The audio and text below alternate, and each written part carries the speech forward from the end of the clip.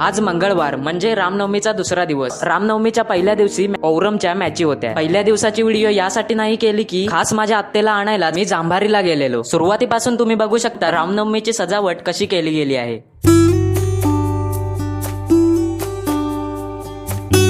ही प्रभू श्रीरामांची पालखी आहे। भजन म्हणणारी माणसं पुढे आणि पालखी मागे असते। हळूहळू पुढे चालत देवळाच्या भोवती गोल फेऱ्या मारतात। त्यानंतर मी प्रभू श्रीरामांचे दर्शन करायला येतो। बोला जय श्रीराम। ढोल ताशांच्या गजरात नाचणारे लेझिम नृत्य आणि सैराट होऊन बेंजोवर नाचणारी मुलं माझ्या वाडीमध्ये खूप वेळा बघायला मिळतं। कधी कधी बेंजोमध्ये अतरंगी डान्स